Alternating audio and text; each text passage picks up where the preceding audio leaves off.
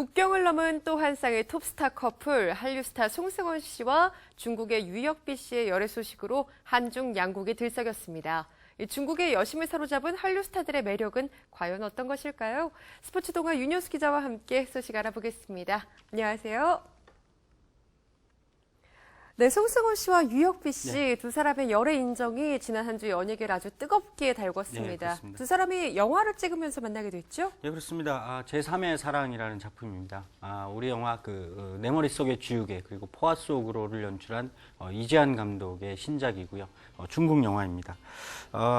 바로 다음 달에 중국에서 개봉을 할 예정입니다. 재벌 2세와 여성 변호사의 사랑을 그린 정통 멜로 영화라고 하는데요. 최근 두 사람의 교제 소식과 함께 그 영화 장면을 담은 스틸이 공개를 됐고 또 촬영장에서 함께한 다양한 사진들도 SNS 등을 통해서 공개가 되면서 또 다른 화제를 모으고 있습니다. 송승헌 씨와 유혁비 씨는 지난 5일 그 중국의 한 연예 매체가 만남을 포착한 사진을 공개하면서 자신들의 사랑을 알렸는데요. 해당 중국 매체는 두 사람이 최근에 그 유혁비 씨의 별장에 머무르는 동안 유혁비 씨의 부모 등과 함께했다 이렇게 보도를 하면서 두 사람의 열애설을 제기했습니다. 송승헌 씨는 이 같은 보도가 나온 직후에 곧바로 영화를 찍으면서 서로 가까워졌고 촬영을 한 이후에도 자주 연락을 하면서 서로 좋은 감정을 키워가고 있다. 연애를 시작한 지는 얼마 되지 않았지만 좋은 시선으로 지켜봐 달라. 또 결혼을 얘기하기에는 아직 이르다. 이렇게 얘기를 하면서 교제 중인 사실을 털어놓았습니다. 하지만 중국 매체가 보도한 것처럼 그 유혁비 씨의 가족을 만난 건 아니다. 이렇게 또 덧붙이기까지 했습니다. 네, 유혁비 씨 어떤 분인지 사실 좀 국내에서 많이 알려져 있지 않았었는데요. 중국 현지에서 최근에 가장 인기를 끌고 있는 스타 중 한 명이라면서요. 그렇습니다. 중국에서는 굉장한 톱스타로 이미 알려져 있고요. 지난 2002년에 그 드라마 금분색이라는 작품으로 데뷔를 했다고 합니다. 네. 이후에 영화 사대명포 시리즈 그리고 드라마 신조협녀 등을 통해서 얼굴을 알렸는데요.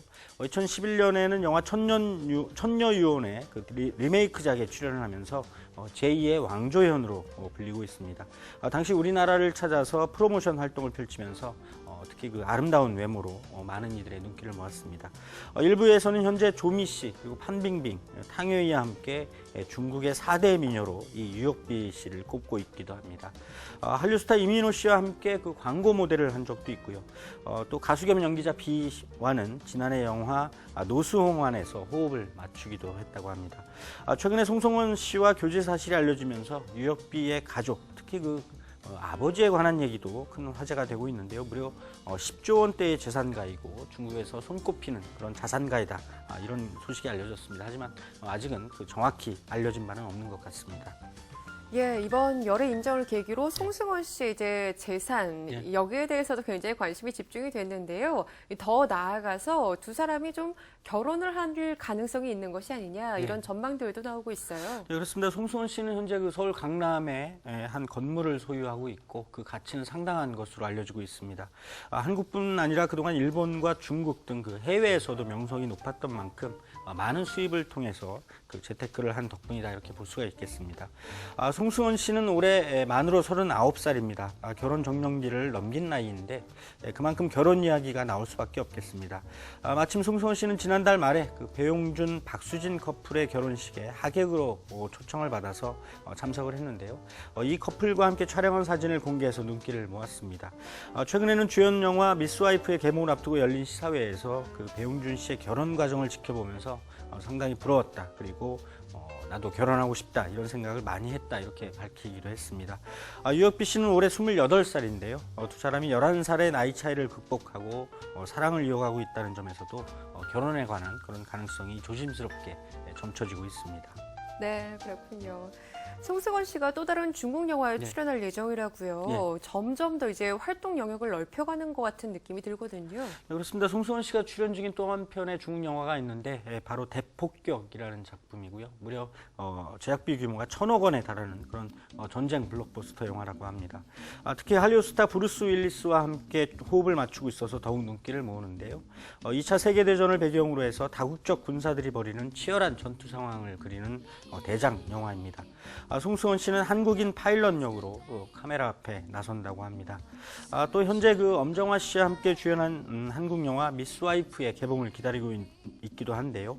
이번에는 또 드라마로 국내외에 명성을 알리게 될 것 같습니다. 바로 대장금 이영애 씨와 함께 사임당 더 히스토리라는 내년도 SBS 드라마의 주연으로 합류를 해서 바로 드라마는 오늘부터 촬영을 시작했는데 두 한류 스타의 호흡이 과연 어떤 성과를 낼지 지켜볼 만할 것 같습니다.